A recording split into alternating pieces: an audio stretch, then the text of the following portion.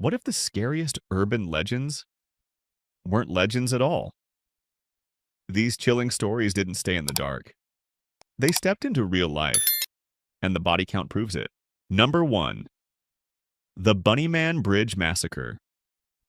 Imagine you're driving through Virginia late at night, and your GPS tells you to take a turn down a road that looks like it was designed by Stephen King himself. You spot an old bridge ahead. It's quiet. Too quiet. And there it is, a figure in a ragged bunny costume holding a hatchet. Sounds like the setup to a bad slasher film. Right, except this one's rooted in terrifying truth. Back in the 1970s, locals started reporting a man dressed in a filthy rabbit costume terrorizing people near a secluded bridge.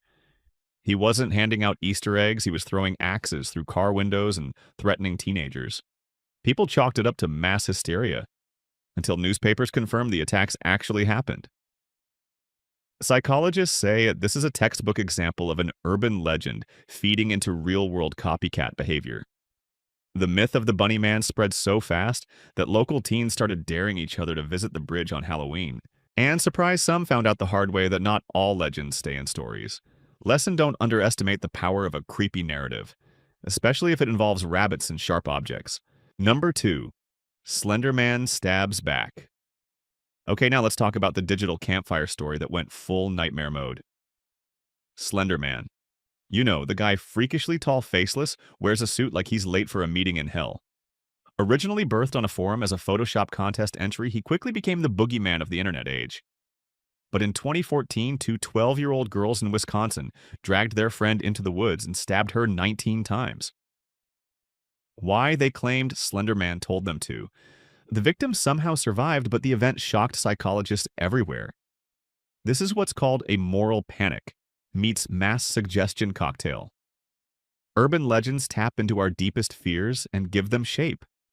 When you add impressionable minds and an algorithm that loves to push creepy content, boom.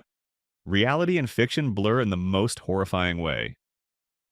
Slender Man didn't stab anyone, but the idea of him. That's where the real damage started. Number 3. The killer in the backseat. You're driving home alone at night. It's raining. Your favorite playlist is on and life's good. Until you catch a glimpse in the rearview mirror. A shadowy figure, breathing, waiting. This isn't just a scene from your anxiety brain. It's the killer in the backseat, one of America's most famous urban legends. But unlike most creepy campfire tales, this one has real-world roots. In the 1960s, there were actual cases of attackers hiding in cars to ambush unsuspecting drivers. News outlets sensationalized these stories, and suddenly a cautionary tale became a viral urban legend before viral was even a thing. Psychologically, this plays on what's called the vulnerability paradox, the idea that cars feel like protective bubbles until you realize they're not. Add in the fact that most people don't check their backseats thanks complacency, and you've got the perfect setup for a collective shiver down America's spine. Moral of the story: check your backseat, or risk becoming the subject of someone else's cautionary tale. Number 4. The Candyman Murders. Ah yes, the Candyman legend. The guy who hides razor blades and Halloween candy turning trick-or-treat into a Russian roulette of chocolate and tetanus shots. But here's the thing. While most stories about tainted candy are urban myths, one case in 1974 wasn't. Ronald O'Brien later dubbed the Candyman poisoned his own son's Halloween pixie sticks with cyanide to cash in on life insurance. Yes, real human, real horror. This event sparked decades of Halloween hysteria. Parents inspected every Snickers bar like it was evidence in a crime scene. Entire towns banned homemade treats. Psychologists call this availability bias when one horrifying real-life incident convinces people it's a widespread threat. The irony: your kid's statistically more likely to choke on their costume than eat poisoned candy. But try telling that to the part of your brain designed to freak out. Number 5. Cropsey, the real boogeyman. In Staten Island, kids whispered about Cropsey, a deformed killer living in the woods, snatching children who wandered too far from home. Classic urban legend, right? Except this one wasn't entirely made up. Enter Andre Rand, a former mental institution worker turned drifter who in the 1970s and 80s was convicted of abducting and murdering children in the area. The details of his crimes eerily mirrored the Cropsey legend, Missing kids, abandoned asylums, and a lurking figure in the shadows. This is a case of myth feeding reality, feeding myth. People feared Cropsey so much that when Rand's crimes hit the news, it felt like proof the legend was true. To this day, locals debate whether the myth inspired Rand or if he was the myth all along.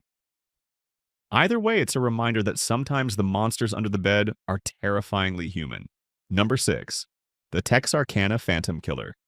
The Phantom Killer sounds like an urban legend your friend would whisper during a road trip, but in 1946 it was terrifyingly real. A masked man attacked couples parked in secluded lovers' lanes around Texarkana, Texas, killing 5 people and injuring 3 others.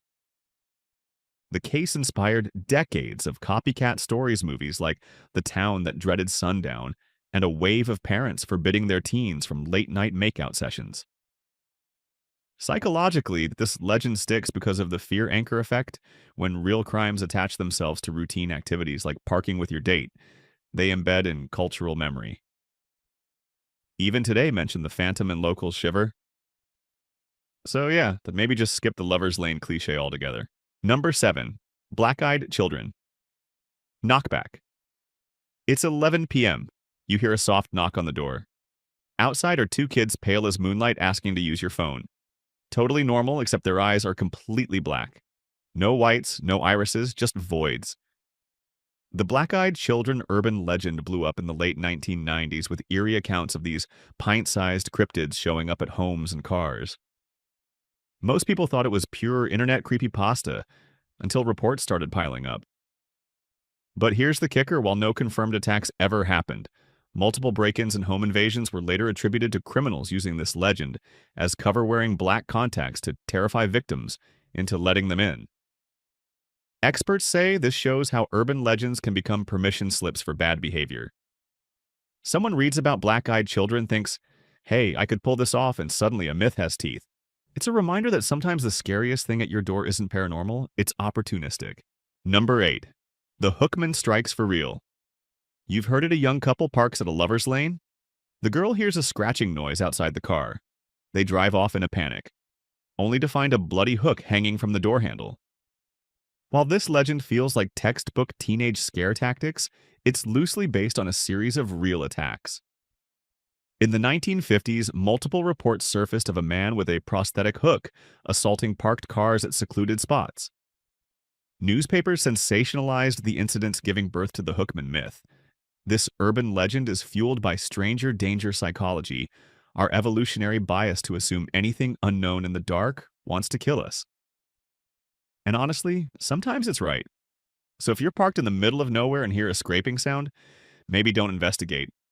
Or do if you're auditioning for the first 5 minutes of a horror film. Number 9. The Legend of Charlie No-Face. You're walking down a dark Pennsylvania road at night. A figure approaches. He's tall, limping slightly, and his face isn't there. Locals whispered about Charlie No-Face, a glowing phantom that haunted back roads for decades. But here's the heartbreaking reality: Charlie No-Face was actually Raymond Robinson, a man horrifically disfigured in an electrical accident as a child. To avoid stares and harassment, Robinson took solitary night walks along Route 351. Instead of compassion, he became the subject of creepy ghost stories. Kids dared each other to find him, and some even threw rocks. This is a chilling example of how urban legends dehumanize real people. Raymond wasn't a monster, he was proof that humans can be crueler than any ghost. Number 11. The Killer with the Clown Statue. You're babysitting at a rich family's mansion. The kids are asleep. Netflix is buffering and there's this giant weird clown statue in the corner. Its painted eyes seem to follow you. Creeped out, you call the parents to ask if you can cover it up. Silence on the other end. Then the mom whispers, "We don't own a clown statue. Get the kids. Get out." Call 911. This legend has been circulating since the 1980s, but it probably grew from real cases of criminals hiding in homes. There were multiple reports in the 70s and 80s of burglars dressed in costumes, including clowns to avoid detection. Add society's universal clown phobia, thanks Pennywise, and boom, a babysitter's worst nightmare becomes an urban legend. Psychologists call this fear coulrophobia, and it's not just irrational. Our brains are wired to distrust exaggerated fake human features. Combine that with the idea of someone already inside the house and you've got a recipe for insomnia.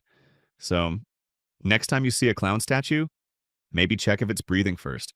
So yeah, maybe check under your bed tonight. Or don't. I'm not your therapist. That's all for today. I'll be making more creepy mind-bending videos soon. Subscribe if you dare.